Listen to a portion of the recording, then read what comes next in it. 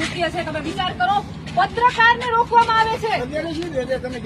હા, હું ત્યાં ગઈ તો મને જબરદસ્તી પેલા તો પોલીસ વાનમાં બેસાડવાની કોશિશ કરી. જો મીડિયા સાથે આ પ્રકારનું વર્તન થતું હોય તો આ દેશની શું સ્થિતિ છે? લોકશાહી કઈ તરફ જઈ રહી છે? મને જવાબ જોઈએ છે. કોઈ નહીં, હું ટેરેસ ઉપર મારી ફરજ બજાવી રહી હતી, હું રિપોર્ટિંગ કરી રહી હતી. મારા બંને મોબાઈલ લઈ અને બે મહિલા, પહેલા તો પોલીસ સર હતા, પછી બંને મહિલાએ મને હાથ અડાડી અને નીચે લઈ આવ્યા. આ એમનો હક નથી, આ કાયદાનું ઉલ્લંઘન છે. જે લોકો મને જોઈ રહ્યા છે એમને એવું હતું કે એક દીકરી છે તો ડરી જશે. નહીં, હું પેલા પ્રેસમાં છું, હું એક ન્યૂઝ એન્કર છું, હું મારી ફરજ ઉપર છું. તમે મને એ રીતે ન ડરાવી શકો. મારું પ્રેસ કાર્ડ બધા જ જોઈ શકો છો.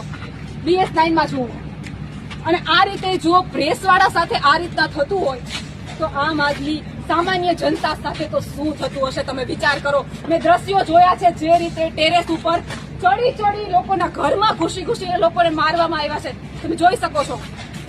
એ નિર્દોષ લોકોને પણ ઘરમાં ઘૂસીને પકડીને મારવામાં આવ્યા છે. એ વિશે તમે શું કહેશો?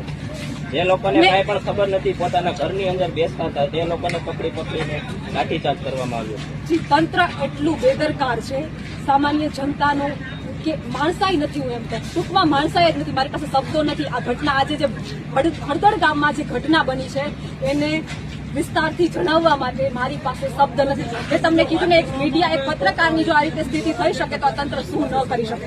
મોટી ઉંમરના વડીલા લોકો, જે લોકો મીટિંગમાં હાજર નતા, તે લોકોને ઘરમાં ઘૂસી અને ઢોરમાર મારવામાં આવ્યો છે. અરે ઢોરમાર ટીયર ગેસ જે રીતના છોડવામાં આવ્યા છે, ખરેખર નિંદનીય છે. ખરેખર મારી પાસે કોઈ શબ્દ જ નથી આવ્યો. મારા બંને મોબાઈલ જપ્ત કરી લેવામાં આવ્યા છે. પહેલા તો હું એ તંત્રને એ પૂછવા માંગુ છું કે તમે પત્રકારની અટકાયત કઈ રીતે કરી શકો? ક્યાં કાયદા હેઠળ તમને આપવામાં આવ્યું છે? મેં મારો પ્રેસ કાર્ડ, તમે એમ કીધું કે હું શંકાના ઘેરામાં છું. આ મારો પ્રેસ કાર્ડ મારા ગળામાં મેં પહેરેલો હતો. કઈ રીતે? તમારા પર આરોપ શું કરી રહ્યા છે? કોઈ આરોપ નહીં. હું ટેરેસ ઉપર રિપોર્ટિંગ કરી રહી હતી તો મારા બંને હાથ પકડી અને મને નીચે લઈ આવવામાં આવ્યું.